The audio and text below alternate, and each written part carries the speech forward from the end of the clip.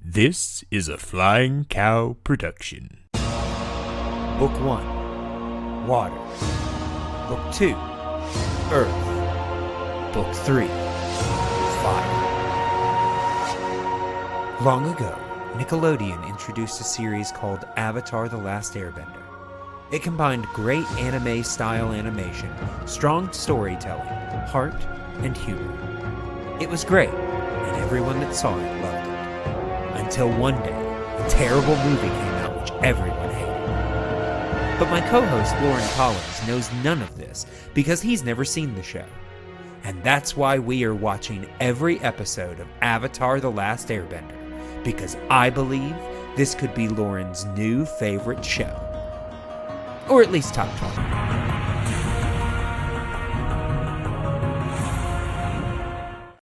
Well, hello and welcome back to Comets and Cabbages here on the Flying Cow Network.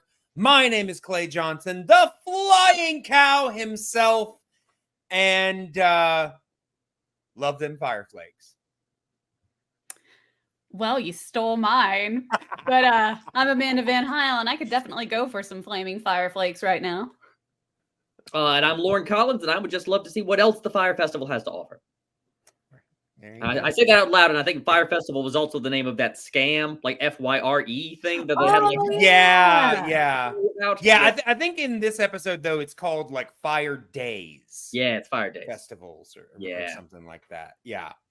But we are here, of course, talking about Avatar: The Last Airbender. We have made it all the way to episode 16. But before we get into that, I have something I want to talk about. And sometimes these are a little bit on theme, sometimes they're on target, sometimes they're just random. Maybe because something in the episode reminded me of it, or sometimes it's just something that I'm like, you know what?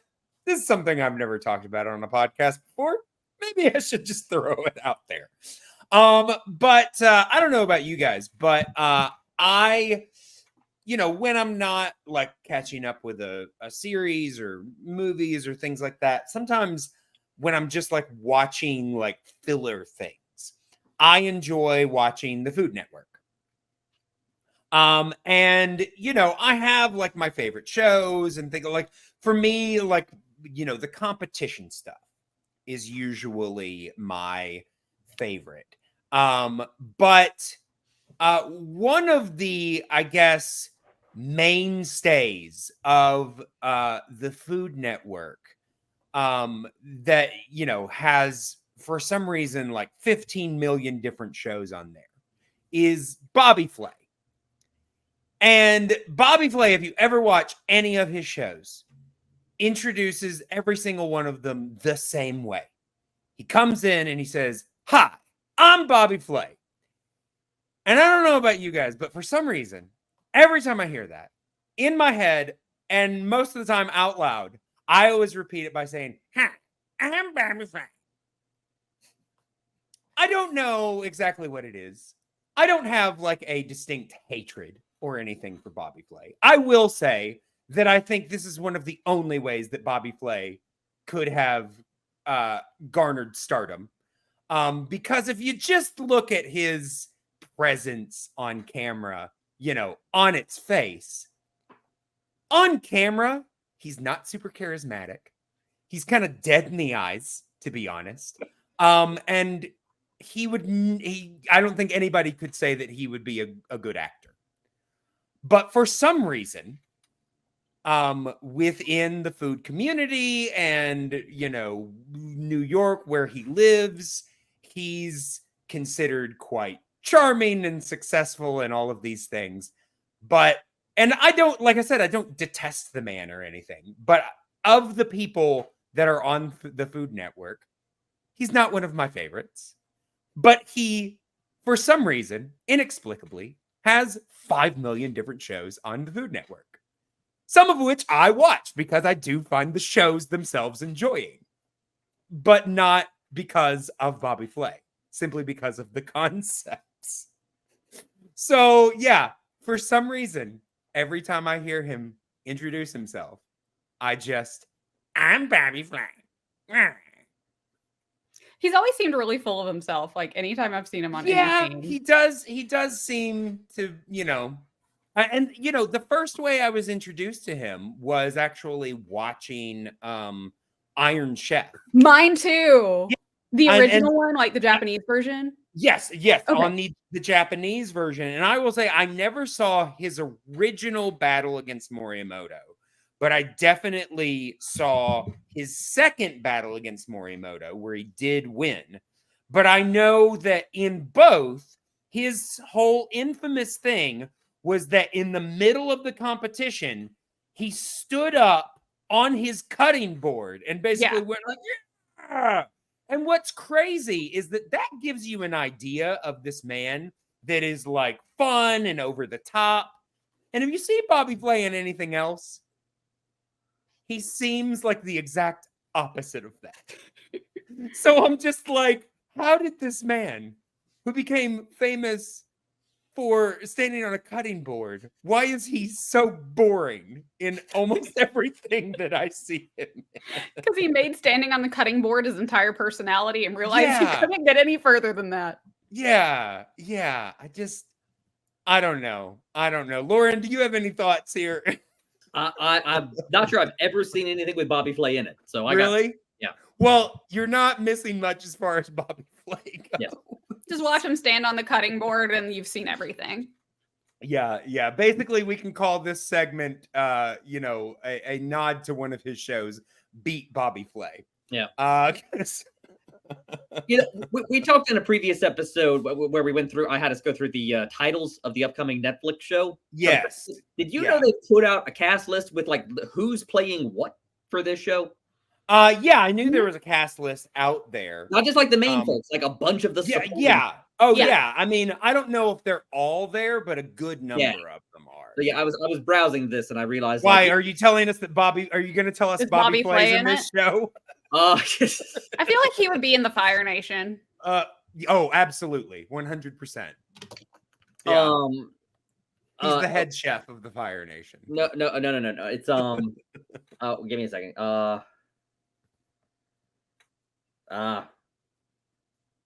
Nope, I'm freezing up here. Who's the fellow with the hair? The cook with like the Vegas Guy Fieri? Guy Fieri. Yes. Okay, Guy Fieri. He's in it? No, I'm making that up. He's just saying Guy Fieri is also in any TV chef is going to be Fire Nation. It's going to be Guy. Okay. Yes. Gotcha. Yeah. No. But for instance, like Jet and his gang are here, and the fella who's playing Jet. I see a headshot. Looks the part. He looks very Jet. He does. But yeah, mainly I was just amused to discover that Paul Sun-Hyung Lee is playing Uncle Iroh. Yeah. Who is, I know mostly from The Mandalorian, but I have seen in Kim's Convenience. I've only seen he's apparently in that. I've never seen that. It's a funny show. I've only seen like 2 episodes. It was it was also the show that what was his name?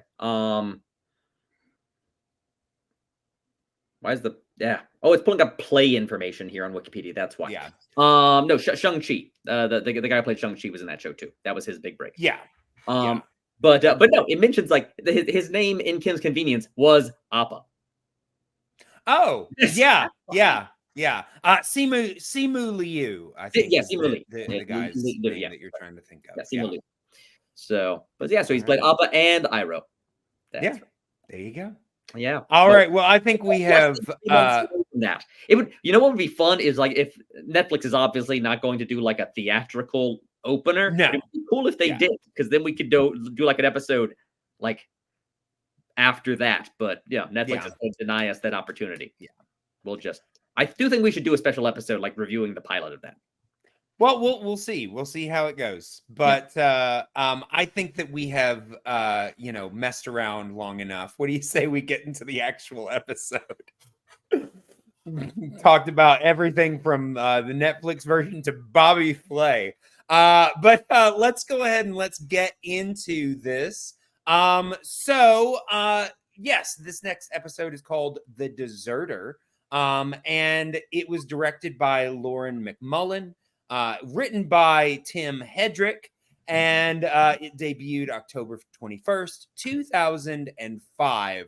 And basically at the beginning of this episode, once again, as we have mentioned, I guess for some reason they're making pit stops as they fly along because obviously Appa can fly, but Appa needs breaks. He can't fly nonstop. So because the Earth Kingdom is so large, they're making stops in the Earth Kingdom. But as we have mentioned, there are portions of the Earth Kingdom that have been colonized by the Fire Nation, and they have landed in near one such town, and they basically are seeing posters for what they're calling the Fire Days Festival. And Aang thinks that it would be a good idea for them to check this out, just so that he can kind of see firebending in action. I mean, I will say he's probably seen firebending in action from his days pre-Iceberg, but it's been a while. It's been a while, and I mean, we can discuss it, but I do wonder how much of his desire to do this was actually let me see firebending in action, and how much was just I want to go do a fun thing. I mean, the festival does look like a lot of fun. Yeah, and we all know how much Aang enjoys just doing a fun thing. I mean, for crying out loud, he had them traversing the entire world for the better part of, a few months. They could have been to the Northern Water Tribe a million times over, but they had to stop so that Aang could sightsee. Yeah. So to his credit, he has asked to ride very few animals as of late. So yeah, we never saw him ride, like the wild hog monkeys or anything like that. You assume that he must have done those things. He got enough after riding the Unagi. You not need episode after episode of Aang writing things. Yeah, no. I don't begrudge them doing that one. But I think, in that episode, we saw that they'd done enough hopping around that we could probably assume that he'd done all of the other things that he said that he wanted to do. Yeah. But yeah, so, they're in this town, and Aang is trying to convince both Sokka and Katara that they should go do this. And obviously, Sokka is 100% dead set against it because if there's any rule that we know when it comes to the Fire Nation, Sokka is going to, draw the hard line. He's going to be like, nope, we're going to steer clear. We're not going to take any chances. Well, and he has a very good reason to, because seconds after they discover the Fire Days, they discover, Aang is also wanted. There are wanted posters with Aang's on them. Yeah. People are going to be on the lookout for Aang. Right. And their idea is we'll just put on a hat and a mask and just still walk around. But I will say terrible idea, and Sokka is 100% right. They should avoid this. Sure, but as I'm saying here is while he can't get Sokka on side, he is through a little bit of explanation able to get Katara on side. Kind of just. She's like, well, it might not be I think she's hedging her bets a little bit, but she's, it might not be a bad idea to check it out. To which Sokka responds this. What? You want to walk into a Fire Nation town when they're all fired up with all their, fire? Yeah. Fired up with fire. He's got a point. Yeah, that's all those Fire Nation people. They are fired up with all that fire. Yeah, no, his instincts here are entirely correct, and there's a bit of this throughout the episode. It's one of the things that irked me, honestly, is from the very beginning, the plot is kicked off by just plot-induced stupidity. It's we're going it is into a place where they know they're looking for you, not for any reason to get anything. Like, because usually if you're going to do this in a story, it's because they need to retrieve something. They need to find someone specific. They need to accomplish a certain end. And here it's just, they just want to like see people and stuff. Right. I will say, though, it doesn't frustrate me simply because I think they do it in the way that makes sense with the characters. Yeah. Because it's not like, as we say, Sokka has the idea to do this. Because that would make no sense. It is Aang, the young, impetuous one, who we have seen make some errors in judgment because of, his age and his desire to have fun. And who is he able to get on side? Not Sokka, but Katara, the one who's motivated by feelings and hope. And so she is, when Aang pitches it as, well, I could learn some stuff. Katara is like, oh, okay, well, maybe. And so I think because of the way that they did it with the characters still being themselves, I don't feel, while I'm not arguing that it wasn't a stupid decision, I think it's a stupid decision that makes sense for who the characters are. Yeah. But yeah, they do decide to go to the Fire Days. And I will say their prep for this is hilarious because, first of all, they tell Appa and Momo to get out of sight. Momo promptly hides inside a bush. Momo responds by hiding inside of a bush. Appa tries to hide behind the same bush to this effect. You can't see his face, so you can't see him. Exactly. You can't see me. My eyes are closed. Yes, I can't see you. You can't see me. Yes, exactly. It's that child's logic. I wrote actually on that pic, I'm like, where's Appa? Because that does kind of feel like what's going on here. But yeah, they hide, and then obviously the animals are hidden, but the humans have to make their own disguises. So Sokka and Katara at least put on hoods. The hair loopies maybe not is might give a little bit away, but they're still concealed a little bit. Although I will say, usually the best way to stick out, showing that you're trying to be disguised, is putting on an obvious disguise. Well, important. I'm not entirely certain why they're in disguise. They're not on the wanted poster. Were they not? They weren't on the wanted poster. Oh, okay. Well, I mean, they are obviously Water Tribe.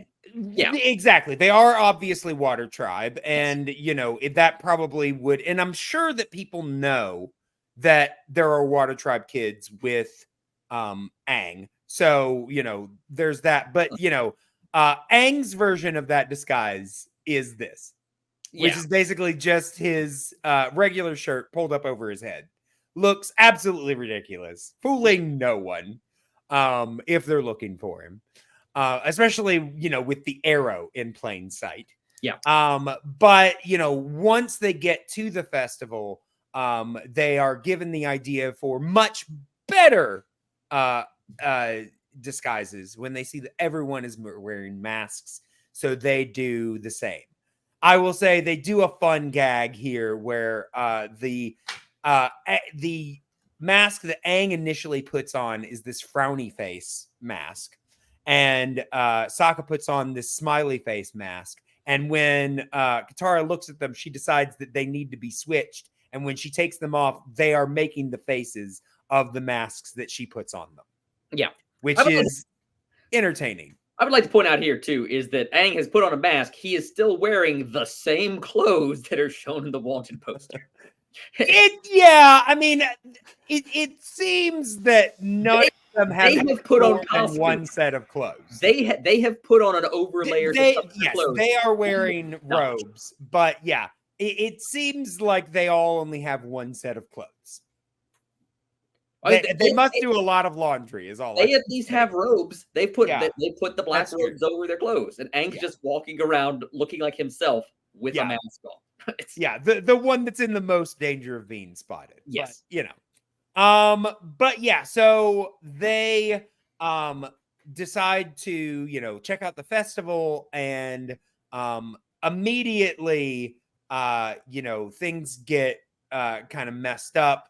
They go to watch basically a performer, which, Katara is brought in as the assistant. And I will say, I'm wondering how many these types of shows Aang has seen, because the performer, who is, by the way, played by Scott Menville. Shocker. Yeah.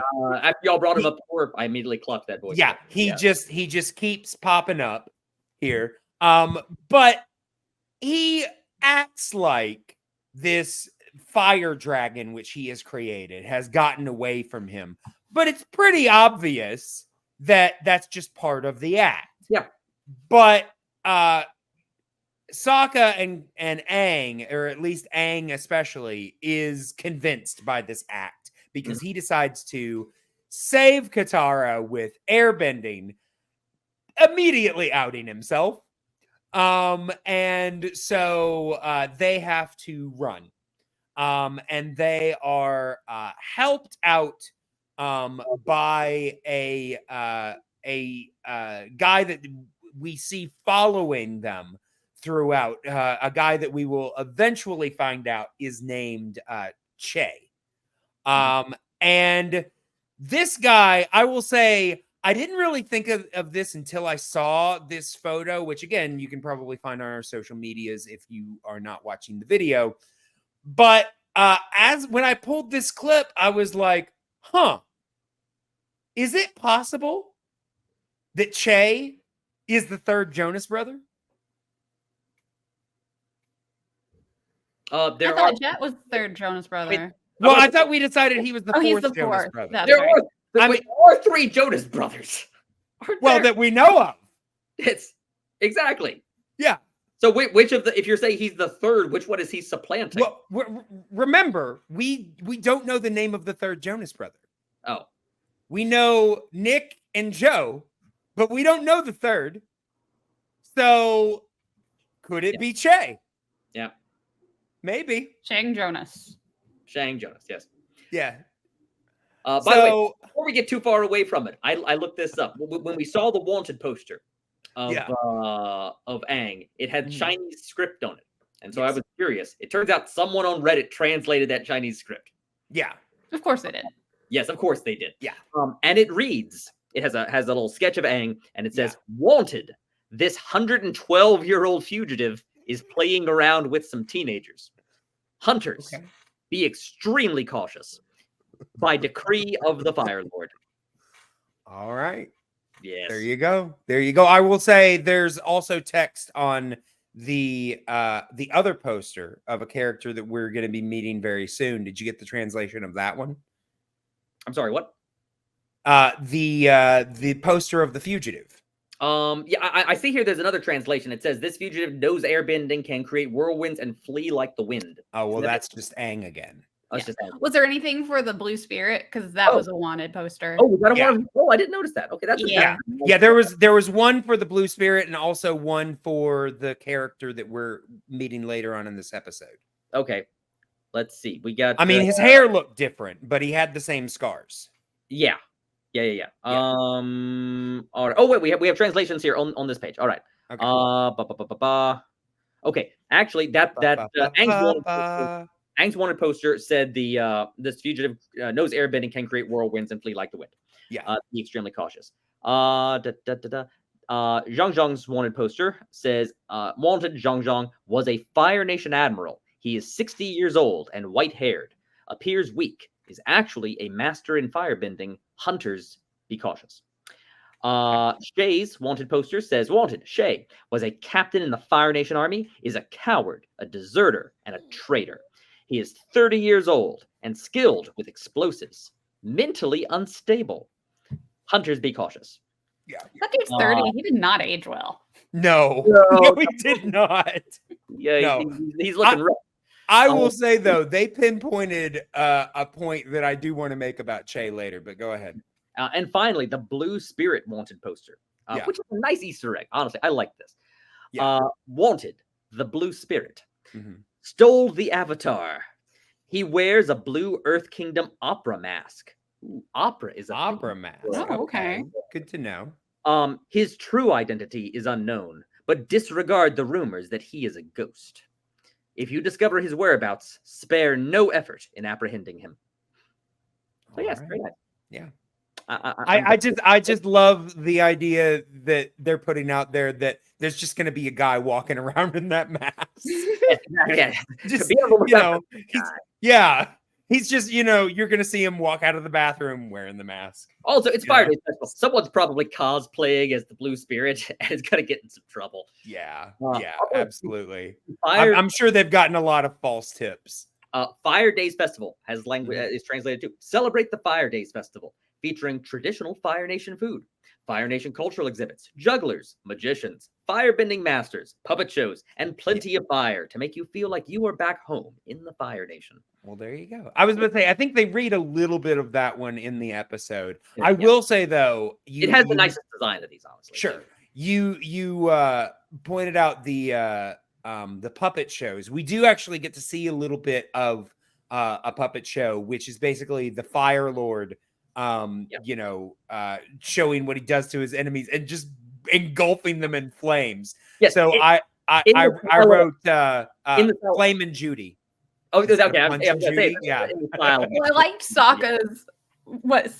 his reaction to the Fire Nation having a show is like, knowing the Fire Nation, it's probably an execution. Which it kind of was. It's just a little bit. It's an execution in puppet form. Yeah. But yeah, so you know, they are rescued by Che, who immediately tells them, is a fire punch a thing? Is that a thing we've established yet? I don't think so. Like the words haven't been used. Okay. But I mean, like we have seen people like throw kicks and punches with fire. I was just trying to think if fire punch and Judy works as a pun, but I'm not sure. I mean, you know, you can use it. Yes. I don't think anybody's gonna have a problem with that. But yeah, so you know, he immediately starts telling them about Zhang, the deserter of the you know, the titular deserter of the episode. And basically is like, you know, everybody thinks he's crazy, but he's a genius. He's brilliant. And the more that I listen to him, he keeps saying, oh, Zhang's crazy. Everybody thinks that he's insane. The more Shay talks, I'm like, I think you are the one that has some mental instability, sir. Because he's just either that or he's just constantly drinking caffeine. Because he's just sounds a little bit unhinged, this guy. But he does bring them in, you know, close enough to Zhang's place. He thinks he's going to bring him directly to Zhang, but Zhang's people basically ambush them and take them in. And Zhang gives a stern talking to Che and tells him to let the Avatar know that he will not see him. He wants to have nothing to do with him. To which Aang, you know, who by this point, hearing about this guy, you know, hearing that there is a firebender who is not on the side of the Fire Nation, thinks that this is, you know, a good thing, a thing that he needs to take advantage of, because I'm sure that he has had the thought and the fear that I need to learn firebending at some point, but the Fire Nation are our enemies. How am I supposed to learn firebending?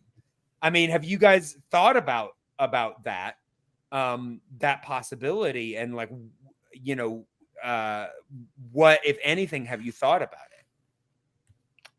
I have definitely thought about it, and it was along the lines of, how am I going to learn firebending? Yeah. I hadn't really thought about it actively, but I guess in the back of my head, I just assumed, like, we've kind of established not all the people in the Fire Nation are evil. Sure. Also, literally like 4 episodes ago, they were learning waterbending by reading about it. So I don't see why they do the same things. Like, oh, look, we found a scroll teaching you how to do Fire Nation moves. Easy. But, I mean, you know, Aang needs to get a better handle on it than I think you could get from, because even they say with the water bending, this is kind of just a band-aid until we can get you to a master. Oh yeah, kind of thing. But So again, I guess I just always kind of assumed it's, at some point we'll run into someone who will Sure. maybe not in this case like a deserter, but Yeah.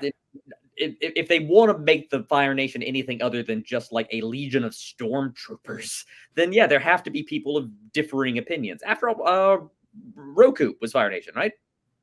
Right, Yeah. right. But that was also That was before the war. before Fire Nation That was became pre-war. Fire Nation. Well, heck, we ran into So that. they were the Fire Nation, but not like evil Fire Nation. We literally met a sympathetic Fire Nation dude in the monk, back at the Fire Nation temple, the one who helped him. True. Yeah. True. Which is why I made the case that they should have brought him with them. Yep. Because then they would have had, a ready-made firebending instructor. But I'm sure that this is a fear that Aang has had, that they might have a hard time. Because even if they are able to find one, it would be difficult, and he knows he's got a time clock. Yep. So And also it would be treasonous for a firebending person to like do that. Yeah, even so if- they would be in constant danger. And so if he's got somebody that is already on the outs with the Fire Nation, well, he's not actively putting them in danger. They've already done that themselves. Yep. So, Aang is, ready to meet this guy because he can teach me firebending, but it's brought up by a few different people. I think Sokka amongst them that, yeah, but you're not ready for firebending because the avatar, the progression, it's a cycle. They have to learn them in a specific order. So as an airbender, he has to learn water bending first, then earth, then fire. So basically he would be jumping to the end by learning this in the order he's proposing. But again, Aang is willing to do this because of the danger that is presented and the fear that he has. Is he supposed to master them in order? Is that how that's supposed to work, or just yes? Okay. Yes, and just to make the point, it is that order specifically because he is an airbender. Yeah. Other benders would earn it in a different order, but it would be along that circle. And I imagine it has something to do with just the similarities of the different arts. Right. Yeah. Right. In that case, it makes a certain amount of sense they didn't drag the monk along with them, or they haven't been actively concerned with how to learn firebending. He has to master 2 other subjects before he can even, if he's supposed to even approach. Right. I mean, my thought with that is that he'd be with them until he eventually needed it. But, obviously they didn't go that way. And, with Zhang being where he is, there's no thought of bringing him along with them. It'd have a very. Do you remember Pinky in the Brain and Larry? No, I remember Pinky but in the Brain. I don't know about a Larry thing. There's one cartoon they did, which was making fun of the studio's notes. It's like, can you add another mouse like to this lineup? It's like, no, it's a pretty set arrangement here. Pinky and the Brain, they're a pair, and so in order to push back on the studio note to add a third one, they just created a fairly short cartoon with an intro of Pinky and the Brain and Larry, and Pinky and the Brain and Larry. One is a genius, the other's insane, the other one's Larry, and he serves no purpose in the story. He's just there over on the side. Okay, interjecting. Sure. I think of that because that feels what it would be like if you brought the monk along. It's like, Sokka and Katara and Aang and just like and that guy. And Fire Sage, Caillou. Just hanging around in the background of the shots, reminding you he's there until. Yeah. No, I mean, admittedly, it would have been weird. Yeah. Especially because he's an old dude hanging out with these kids. But as I said, Aang does insist on going to see this firebending master. Zhang is the man's name. Zhang the phenomenon But he basically, you know, forces his way in, and Zhang we see is in this tent, sitting in this tent. I believe he's got his back turned to him initially, but he's surrounded by candles. And we get this sense from Zhang, like he's presented in a very ominous fashion. You know, he knows that it's Aang the moment he comes in, even though he's not looking at him, that kind of thing. Like he just has this like, you know, sense of things. Like he seems to be a very in touch person. He's very mystical and all this kind of stuff. But you know, he basically is giving this sense of fire being an element to not just be respected, but almost feared. Like the way that Zhang talks about being a firebender, you get the sense that he kind of hates being a firebender. Like this comes up a little bit more later on in later speeches, but you get this sense that he would have much rather, I mean, I think he even says he would have preferred to be a waterbender and have you know, So he kind of considers it a curse that he can. Yeah, exactly. firebend. But he also, I think, considers him a steward of firebending. You know, if you're going to be a firebender, you need to do it the right way, kind of thing. And he also speaks very cryptically. I wrote down in my notes, he reminds me of a character from a very, very little known film from the late 90s. Have you guys ever seen the film Mystery Men? I never saw it, but I do remember that movie. Okay. I have seen it. I did not immediately think of that as a little known film, but I suppose it is a bit of a cult classic at this point. Yeah. Yeah. Oh, I love the movie, but the character, the Sphinx, is known to, like, they say that he speaks mysteriously. Really what it is he speaks circularly. Like he says things like, if you do not master your fear will become your master. Things like that, you know? And so, you know, and Zhang has this way of speaking that feels like that. Like it's this very kind of circular, but because of the way that he says it, it sounds very wise type of thing. But yeah, like, so he basically is ready to just deny Aang flat out. I will not teach you. But Zhang specifically gets a vision of Aang transforming into Fire Lord Roku, and basically saying, you know, you don't think I'm ready? You don't think I can do this? I have mastered the elements 1,000 times. The Avatar needs you. You will be of service, type of thing. And like at first, it's like, okay, did Aang actually transform? You know, what happened? But it's made immediately clear after Zhang accepts the task that Aang has no knowledge of what Zhang just saw. Because he's just like, oh, really? Cool, great. But yeah, so he does, you know, agree to teach Aang, but you know, he still, you know, is insisting on taking it slowly. And I will say, we see kind of his methods, and it's very, you know, the type of things that we're used to seeing from different training montages. You know, specifically, I'm thinking of with like the Karate Kid, of, you know, they think they're going to come in and immediately start doing like the crazy stuff. And it's just like, no, you do this. You sit and you think and you're patient. And, you know, the idea is just to master basics type of thing. And they do the same thing here with Aang. But I wrote down, you know, the fact of the matter is that Aang is already an airbending master. So this type of discipline, this type of patience, because you imagine that he would have had to go through a similar thing with airbending as well, but he acts like, oh, when can I get to the tough stuff? Like, and I'm just like, okay, he does not come across like a guy that has already mastered an art form. No, he doesn't. No. You know, I mean, but again, he is also a child.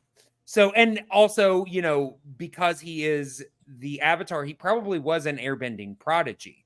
So there probably was a little bit of some earlier steps that were skipped, especially simply because of the circumstances going around at the time because of the war.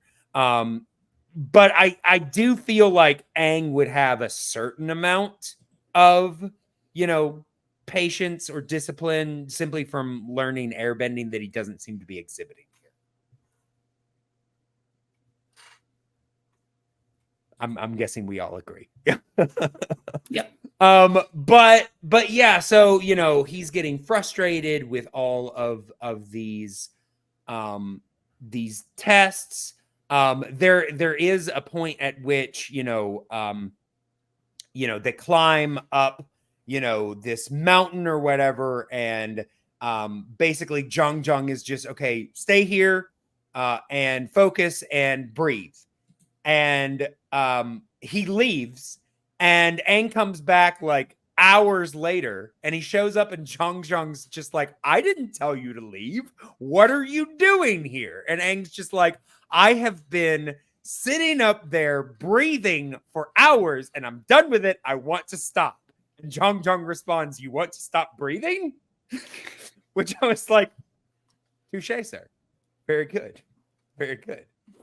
But you know, obviously he is testing Aang, and he feels like, you know, he is, you know, impatient, which to him signifies that you know, he's not ready. He could be dangerous as a firebender, and he kind of lets Aang know a little bit of, you know, kind of some of his past, that he had a past pupil that basically exhibited zero patience when it came to firebending, and just wanted to do all of the shortcuts and just do the power moves, that he had no control. He, you know, had no patience.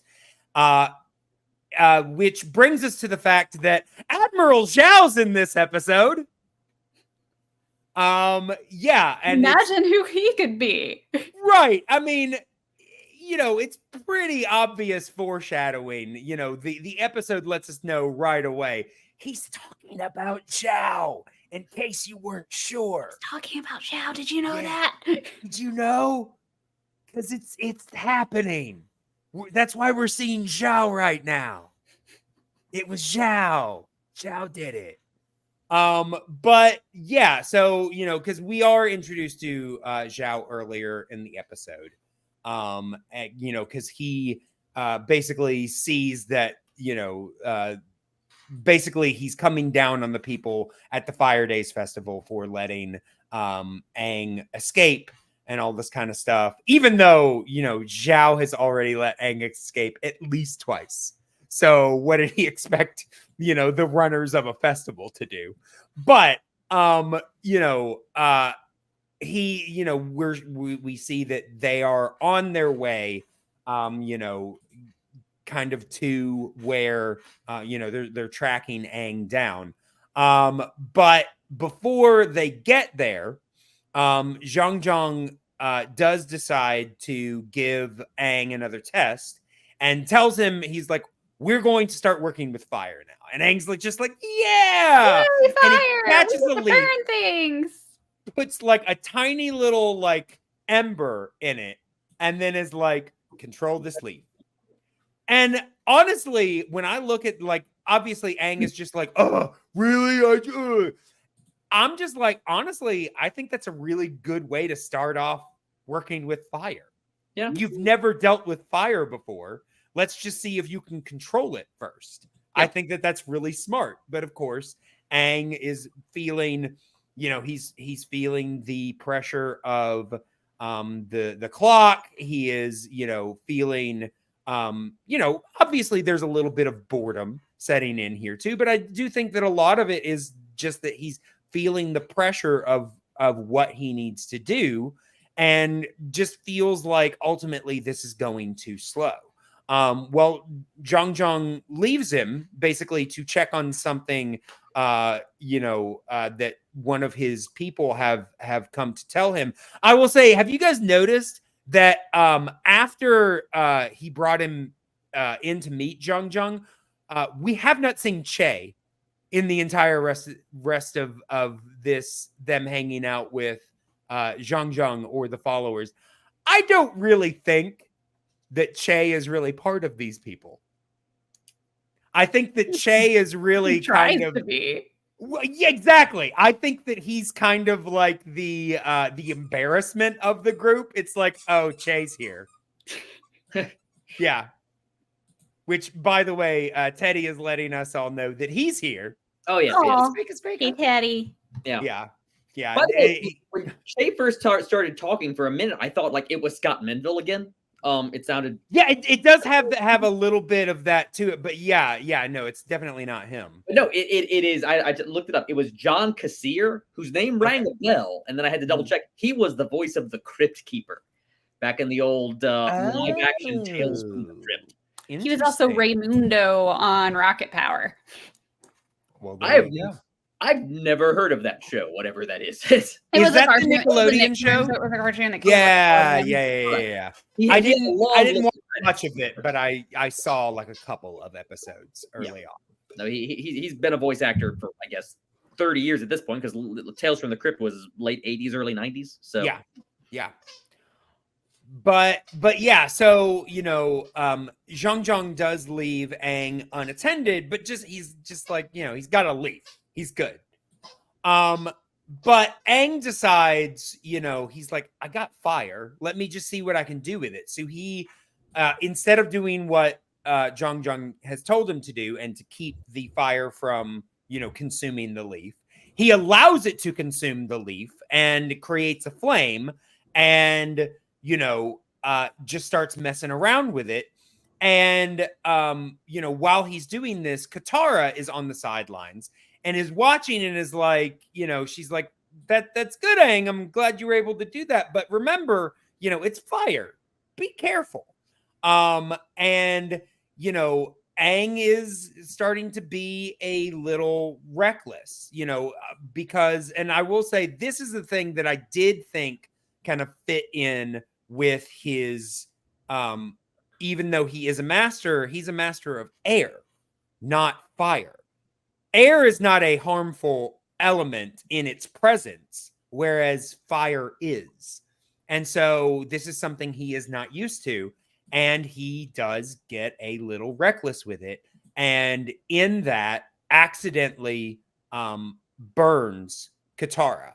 Mm-hmm.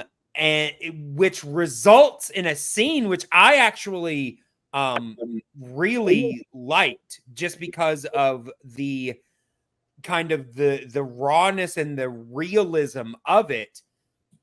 Everyone reacts at once. Obviously, Katara has been burnt, but Sokka immediately steps in, and this is one of the instances where we see Sokka taking the role of big brother, and he immediately,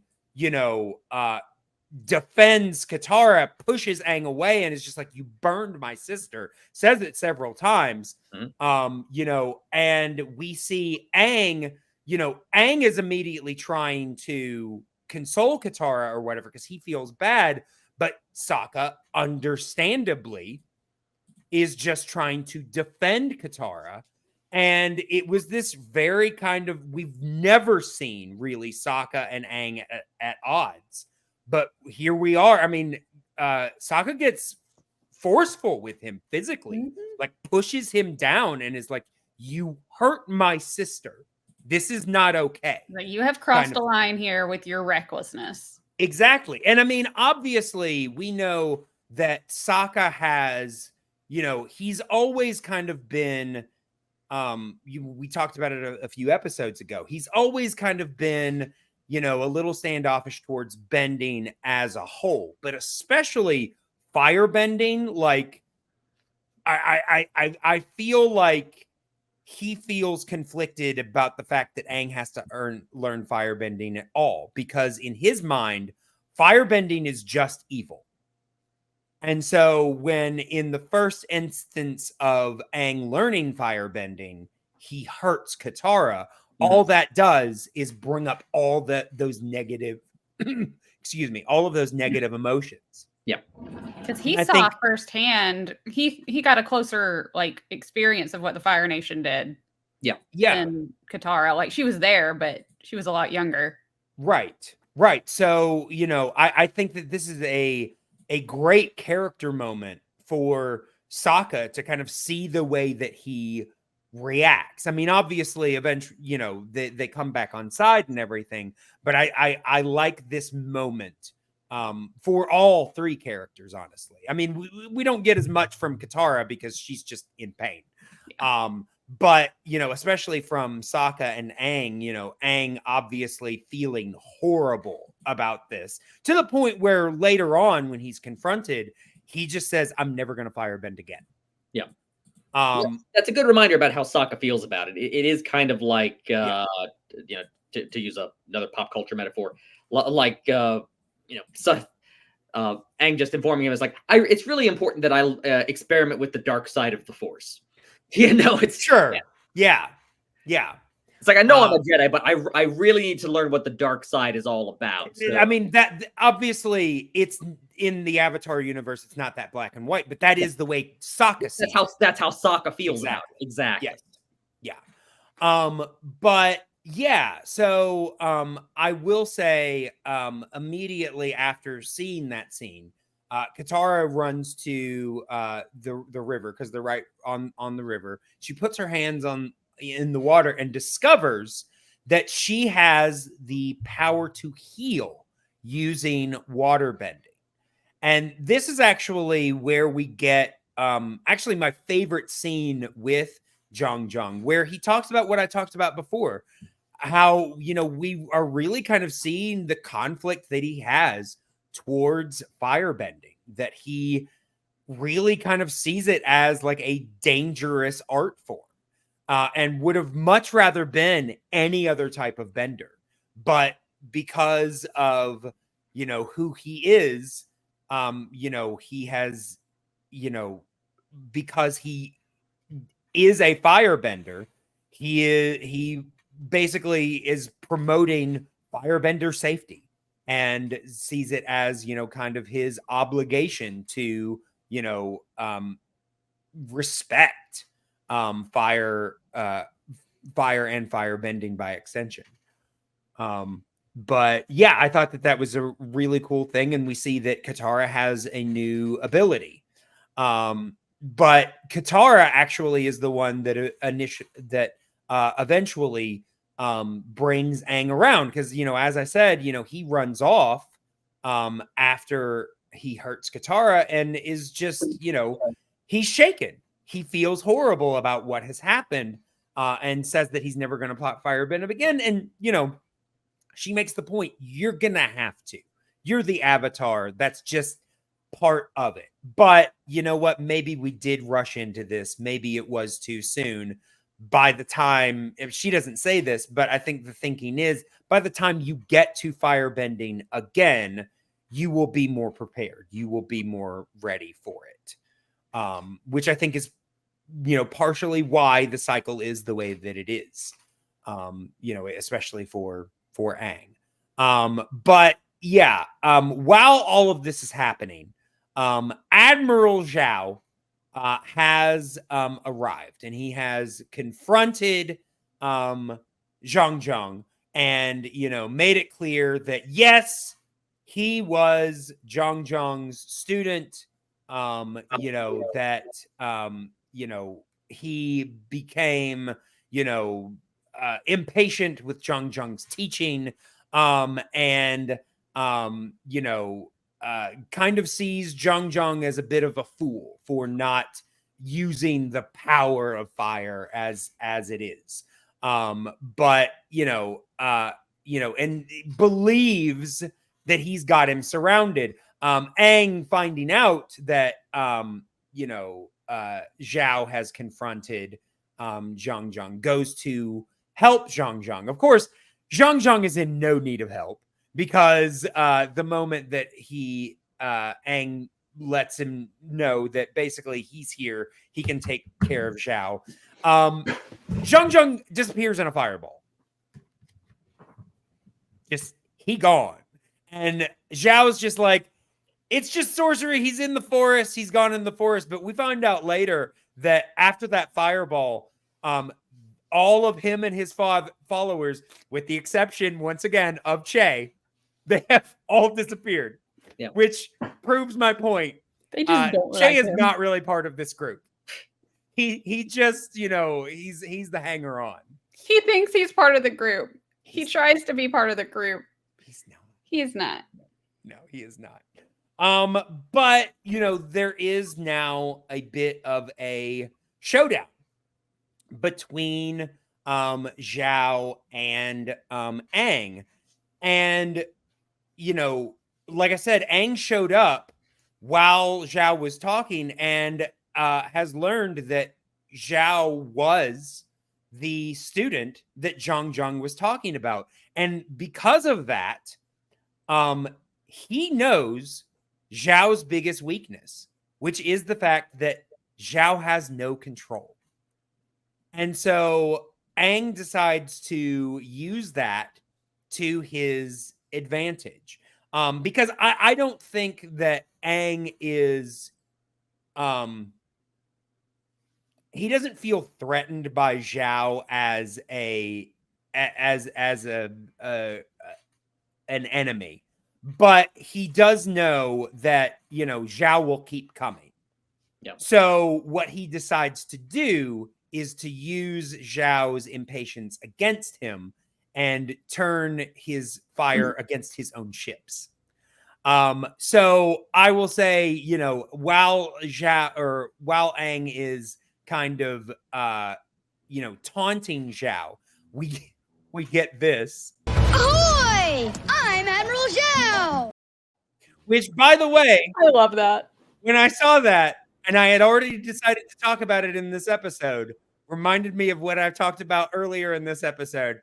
I'm Admiral Zhao. I'm Bobby Flay. Exactly. So what I'm saying is that Zhao is the Bobby Flay of this. Zhao is Bobby Flay. I'd complained early in the episode that when they chose to go into the town, Aang was being unnecessarily stupid for, plot-induced stupidity reasons. Yeah. No, here at the end, Zhao's a moron. Zhao is 100% a moron. But I think I could get on board with this a little more if I'm gonna blame some of this on the direction of the episode. Like it could have just been framed better, because I feel like it might work better as a reveal if we aren't cued in quite as much to what Aang's scheme is here. But instead, it's set up as. I think it's set up pretty obviously. No, that's my problem. Is it's set up. Okay. Amazingly obviously. Yeah. So yeah, like we get Aang's point of view of like looking at the ships, like Right. specifically, it's like aha, and he might as well have a Yeah, and it might have been more interesting if that had been revealed to everyone after it had already happened. Yeah. And so then he jumps over to the boat. I won't disagree. We watch even from the angles that are chosen for the animation as Zhao's shooting flame at destroying his and the ships. ships Yeah. are setting on fire, and Aang's jumping from ship to ship, setting different ones on fire. Yeah, it might have been better as a reveal. Yeah. And so then at the end, haha, Aang reveals, and this is where it feels like the episode wants to have it both ways. Reveals to Zhao, it's like, haha, your ships have been destroyed. It's like, yes, we've been watching exactly that happen for the last 90 seconds. I don't know why this is treated like a surprise. Well, because it is a surprise. Zhao to doesn't Zhao. know it. But again, Yeah, you're right. It would have, like I way said, the it would have episode been is better shot- if it had been a surprise. The way the to episode is everyone. shot treats it like a surprise. It gives you suddenly a long shot of all three ships ablaze. It's like, yes, that's exactly what we've been watching happen for the last bit of this. I will say the thing is, again, it's a kid's show. So, they can be a little more broad, a little more blunt. And most of the time that is kind of the thing. They point things out to the audience, even though they are mysteries to the characters. But I think it's necessary to point it out to the audience. Like you can just establish the boats are there. Aang does his thing, and then I'm just saying that this is a thing that they do most of the time. Yeah. But this definitely would have been a time that it would have been better to break that trend. Yeah, but because I feel like again, it's if the point here is to paint Zhao as just a strategic idiot, which honestly feels a little out of character for someone in his position that he is this bad at his job. I think he just has an ego. I was about to say, I mean, we have made the point before. Yeah. I do not know how Zhao has gotten promoted the way he has. Because we really have not seen any of the accolades. That the only thing that I have seen is that he just toes the Fire Lord line the way that he just toes the line so much that the Fire Lord just wants this type of person on side. But he toes the line so much because the Fire Lord is the daddy he always wanted. And Zhang was not. It's like I feel like this is better executed if obviously you get Zhao riled up, you know, and Aang just sort of redirects him over in the direction of the boats, and then sort of in that moment after he has set his boats on fire, Zhao realizes like, oh, then we all realize it. Again, I'm not disagreeing with you. I'm simply saying that instead of the show does that a lot. Yeah, instead the episode has him stand and look at his boats and continue to fire blast at his own boats. Yeah. And then suddenly like realize like, oh wait, the things I've been shooting fire at for the last minute and a half are now on fire. Like he didn't really no, it's bad. The fight I so praised in the last episode, the fight between Aang and Zuko, and obviously Zuko's the portrayed as being the better person here, but the better fighter, but this fight is so much worse and relies again on Zhao being portrayed as unnecessarily bad.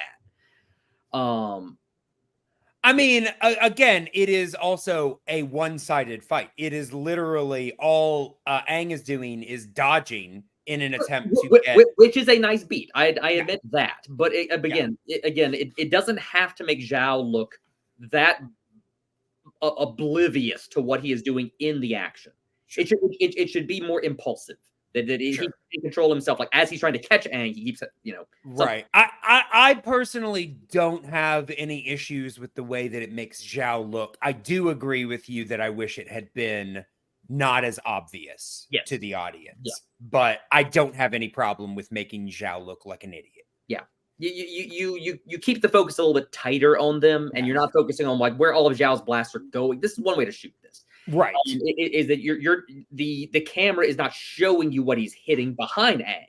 He's constantly aiming at Aang and hitting what's behind him, and then the camera pulls out, and it's like, oh wait, he's just set all his boats on fire. Like that's what's been happening off camera, But you have to do a good job of establishing the environment. And their relationship to each other spatially in order to pull this off well. So, and again, the fight between Zuko and whatnot, it wasn't just like how they were fighting, but also just a good use of the space in that quad that they were fighting in, the use of the roofs and everything. You felt how they were moving around there. Yeah. All right. Well, I will say there is one last beat at the very end where it is brought up, Katara heals Aang with her waterbending healing powers, which she's just discovered. Newly discovered powers. Yes. And Sokka has to bring up the fact, well, you know what? It would have been great if you knew about that earlier, because you could have healed me a bunch of times. What about the time I got a fish hook stuck in my hand with 2 fish hooks? To which Aang asks 2 fish hooks, and Katara responds, yes, he got one in his thumb and tried to use another one to get it out. Yes. Yeah. Just when we think that Sokka's really smart. Yeah. I think when you're in the experience of like an injury, it's crap, what do I do? Sure. Fish hooks are an especially bad tool for that. Sokka is very intelligent. He just has no common sense. Any other sharp thing would be better than a fish hook.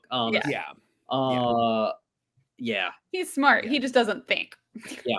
There you Again, go. being impulsive. It's like there's a clip I saw recently of I think like whatever what the Fox Morning Show, whatever it was, where like Mhm. the hosts are sitting around with marshmallows, and one of them decided he wants to roast a marshmallow by holding it over the fire with his own hand, Oh Oh, no. jeez. and the other host is like, "No, don't do that. Don't do that. We'll put it on a fork," and then he puts it on the fork and holds it over, and then just like, "No, that's a plastic fork. You don't hold a plastic fork over the fire." Well, even if it were a metal one, then the metal one would just get too hot. I was Well, going to say, But the plastic well, also a Plastic one fork is not what you want to use. You want to use a long Yeah. implement. I mean, Yeah. the metal fork has the risk of burning your hand relatively quickly. The plastic Yeah. fork is going to like be poisonous really quickly. Like it's gonna put off fumes. Well, and also the plastic It's gonna itself is melt. going to melt and It's just gonna fall melt in the and fall. fire. It's Yeah. just- really bad. Yeah. Or Really it'll dumb. melt into the marshmallow, and then you're just gonna have a crunchy yeah. marshmallow. Yeah, what was I gonna say? All It does occur to me here. I didn't think of it while watching the episode. While I can fully understand Katara not understanding how to do healing via waterbending prior to Mhm. now, that makes sense. She's Yeah. had very minimal training. It's very, Yeah. very funny that no one in her tribe ever mentioned this is a thing. Well, Like, again, there He's the are only no other one. waterbenders. that doesn't. Surely they know what they could do.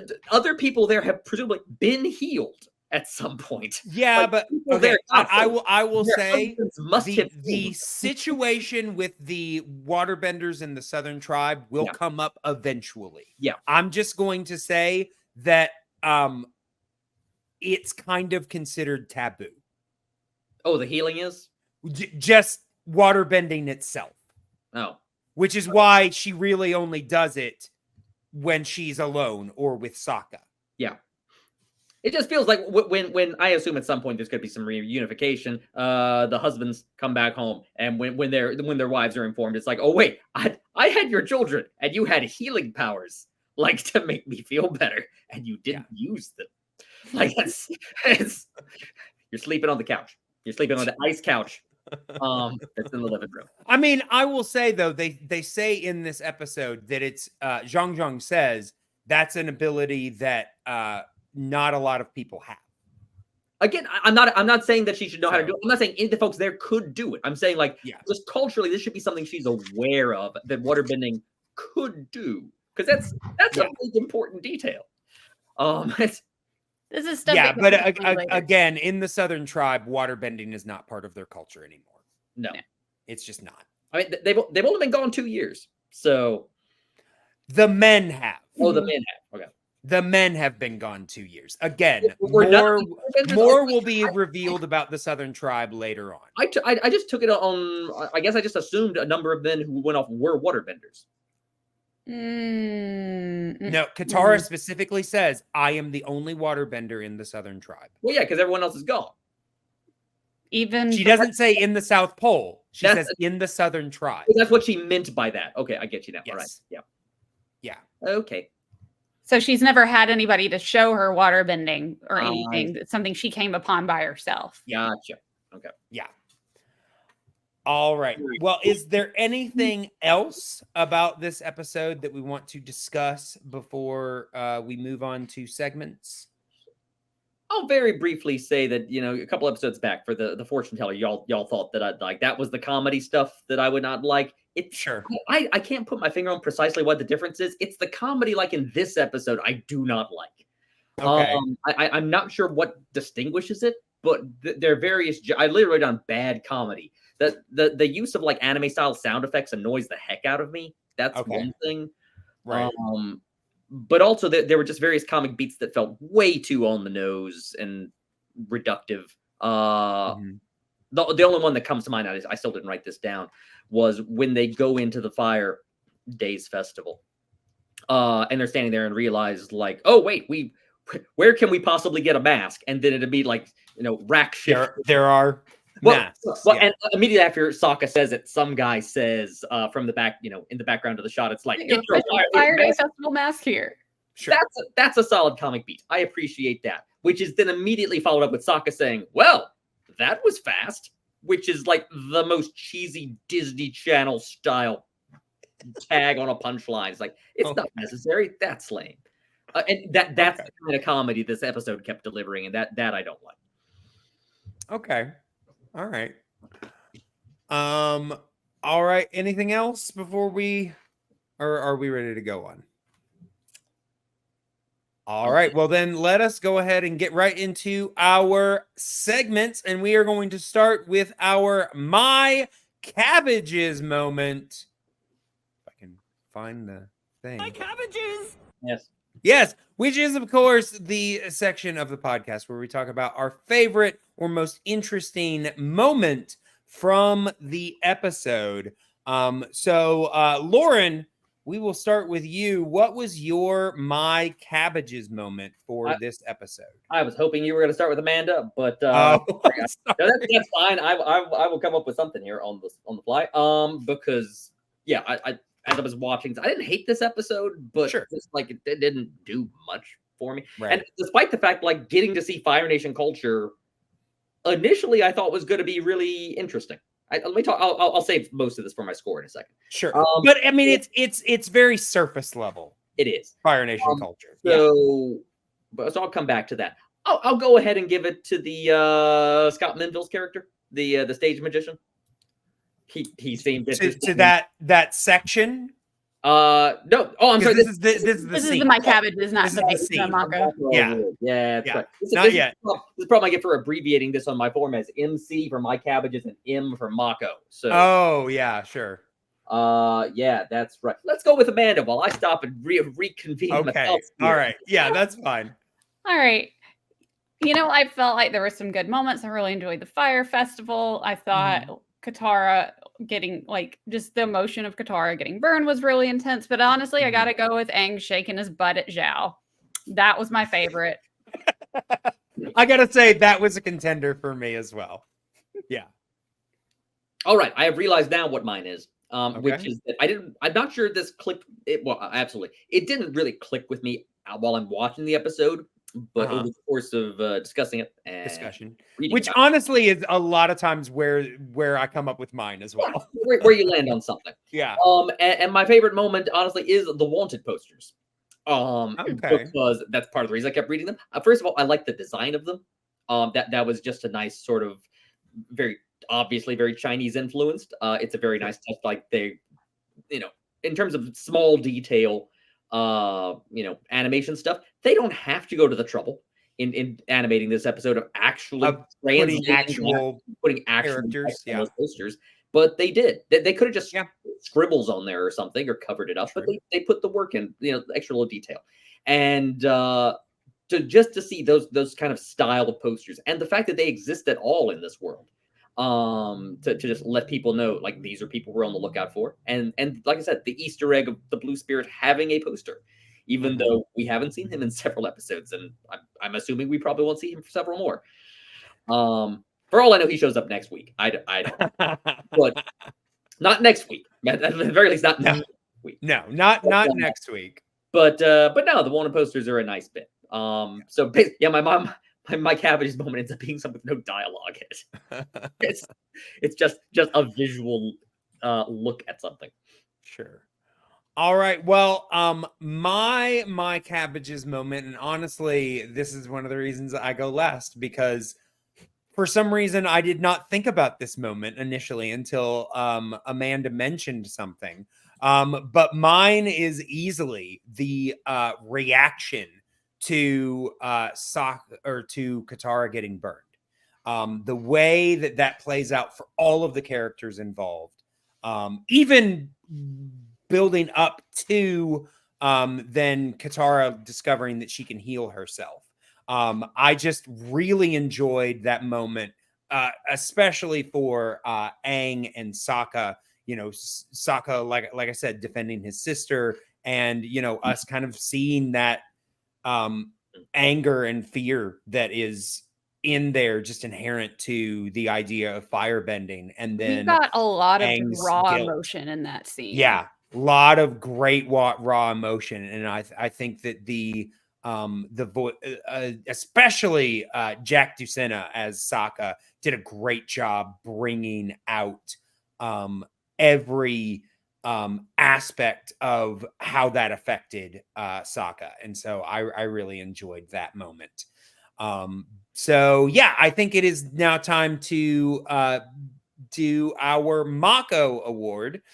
So this is the point where we give an award to our favorite or most interesting character of the episode. So now, Loren, the floor is yours.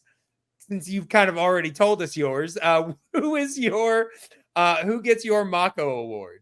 Well, I'm sure this is completely unexpected, but I'm giving my Mako Award to Malu, which is the name of Scott Menville's magician character. This apparently is his only appearance, according to the wiki. Well, I mean, He was a pretty cool character. Spin-off character. I mean, when he's voiced by Scott Menville, that's a nice touch. Not nice bit, but it's kind of nice just to see someone who's Fire Nation, who's just sort of a Fire Nation cultural figure in a certain way. Sure. He's just a performer. Yeah, he's not a soldier. He's a Fire Nation entertainer. Mm-hmm. Which provides a little more cultural insight to them. And also, I just like the beat, for instance, when Aang has interrupted his act, and he's just down on the ground. It's like, what are you doing? You're messing up my act. Yeah, yeah. He doesn't give a crap about the fact that he just airbended in front of him. Well, no, he does. Like, but also that like a Ren Fair performer, like when he stays in character until like someone interferes, and then like he breaks character just to Aang. It's like, what? You're messing with my act, man. Yeah. Yeah, but he's still not doing that to the audience. But right. But no, it's not. And then they run off, and everyone else is gone. But no, he was fun for his few moments. All right, Amanda. This is really hard. Mm-hmm. I've very rarely had a hard time because on one hand I want to say Katara just because of how she portrayed getting burned, because of how freaking painful it is to have a burn like that, and Sure. like just the way it's one of the few injuries that has made me just like ugly cry before. But really, yeah. I've got to give it to Aang. Just because he went through a lot in this episode, because he knew he needed to learn firebending. It was out of order. Same time, he's the Avatar, so he's also used to a lot of like getting to do things, and all of a sudden his training is stand there and tell any 12-year-old boy to just stand there, like good luck. Yeah. And then even though he was like terrified of firebending, he found a way around it to still beat Zhao, who Zhao's not all that bright. He's just a big meathead. So but still, the fact that he was able to strategize like that is pretty cool. Yeah. Everybody loves Zhao! I am Zhao! I want all the hugs! I'm Admiral Zhao. Yeah, I will say, Amanda, I believe you are the first person to give the Mako Award to Aang. Yeah, I don't find think it weird that's happened yet. Well, I mean, we've mentioned that up to this point in most episodes, he's just kind of the annoying kid. And even when he's not, he's just not the standout compared to everybody else. And that often happens a lot of times with like main characters. And it's like, okay, you're the main character, but whatever. You're not the interesting one. Yeah. Yeah. All right. Well, either of y'all watched the He-Man revival on Netflix? Yes. Mm-mm. Yeah. You did? That was one of the big complaints from like big old He-Man fans from back in the day for the revival, is like, because the first thing the show did was just get rid of He-Man. Yep. For most of the season. Killed him off for the majority of the show. Yes. I mean, yeah. Yes. And a bunch of the fans of like mine and our generation who would come up on the show, like we're really upset by this, about writing him out. And no, the reason why is he's not a super dynamic character. No, he's kind of boring. Yeah, if you want to do something with it, you kind of like just need to get him off to the side for a while, where you can tell stories with more interesting people than He-Man. Yeah. All right. Well, my Mako Award, and I was surprised that nobody else brought him up. I will say, of the side characters, the more mysterious characters that we've gotten, he's a little less flashy, little less interesting, but I did really enjoy Zhang and just kind of his approach to firebending. Yep. That, I mean, here is a firebending master that essentially hates firebending. I find that really interesting as a character. And he does approach it with a certain more, sort of, I don't know, calm mysticism than like the other, again, soldiers we have see everyone else approach it with. Right. Yeah, because, Mr. Miyagi. I was about to say, he takes the Mr. Miyagi approach. Yeah, a little bit. Yeah, definitely, especially within terms of respect of the form. Yeah. Because obviously we've seen another firebender master in Iroh, but Iroh definitely is the more, fun-loving character. And while I would say that he also believes that fire and firebending needs to be respect, he probably doesn't take such a dour stance to it as Zhang does. And so just like, it's just interesting for when a character is good at something and hates what he's good at. That's an interesting conflict. So yeah, I give my Mako award to Zhang. And although he is definitely not my my Mako award, I am very interested in the character of Che. What the hell is going on with him? I want to know what's going on with him. Yeah, Che Jonas. I think we know why we've never heard of him. Disgraced by his group and his family. Totally. I renounce my belief that he is the third Jonas brother. I think he's the fifth Jonas brother. So we still haven't found the name of the third, but we found 2 more forgotten siblings. That's when they all hope to forever forget. Yeah. All right. Well, next, let us rate the episode on the Avatar State Meter. 1 to 5, 5 being the best, the show at full power, 1 being the worst. Could deal the show a fatal blow. Amanda, where are you putting this one? I'll give it about a 3. It's just kind of like an average episode. Nothing like really stands out for me. It's not one that I would be like, I'm going to watch Avatar right now. What episode do I want to put it on? The Deserter. Yeah, no, it's what not I would put really, it on unless it's wait, what happened in this one? And then I would put it on. And then go, I will say, I I definitely find the stuff with Zhang and the kind of the realization of Zhao and his tutelage kind of interesting, but yeah, there are definitely some things about this that aren't my favorite either. But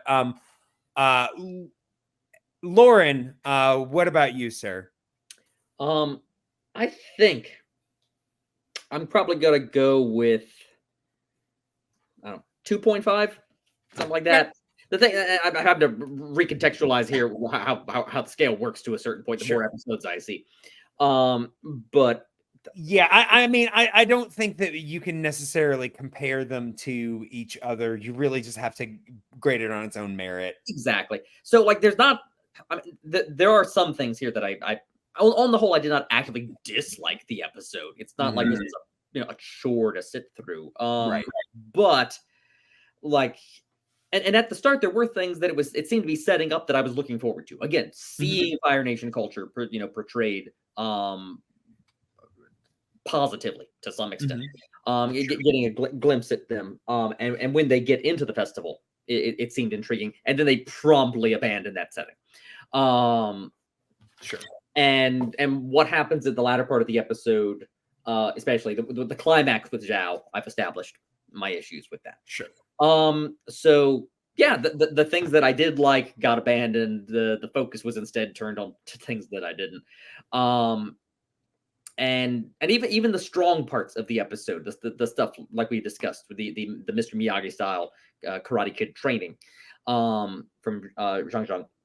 It's interesting, just not by its own nature, not terribly dynamic, I guess. Sure. So yeah, so there's some good ideas sprinkled in here, but yeah, just on the lower energy side of things. So sure, 2.5. All right. Well, I'm gonna give this a 3. I'm siding with Amanda here. Like I mentioned in her recap, there are a lot of things that I like, but then there are also a lot of things that I'm just kind of and honestly, as a whole, I feel like the episode falls more in that side. So, it's just kind of right down the middle for me. All right. Well, then, let us go ahead and just handle the last question, the most important question, the question that we always know is, well, at least when I remember to do it, is coming. Loren, is this your favorite show? Well, I mean, After a 2.5?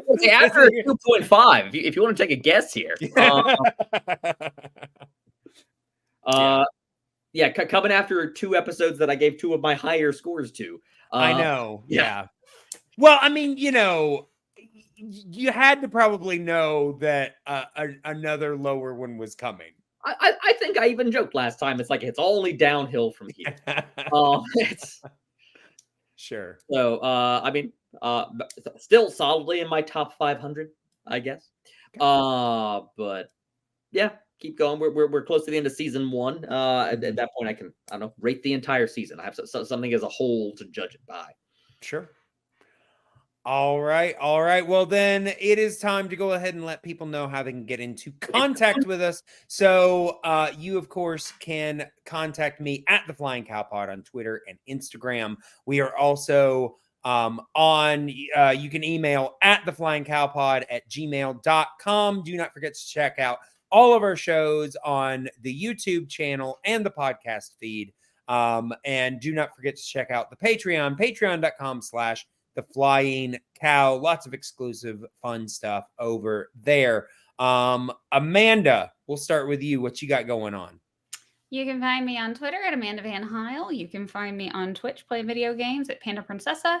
You can also find me hosting Zelda Weekly on Zelda Universe TV on YouTube and the Shine Sparkers podcast where I talk about Metroid. We should be having a new episode coming up soon. All right, Loren. I'm on Twitter at Loren Collins. And since I started this a couple episodes ago, I'll keep plugging it. If you want to check out my book on there you go. It's on Amazon, Barnes & Noble, other places. It's called Bull Spotting, Finding Facts in the Age of Misinformation. Find it under my name, Loren Collins, from Prometheus Books. All right. Well, we will be back next time discussing the episode The Northern Air Temple. Lots of north and air and temple in that one. But yes, until that time, moo.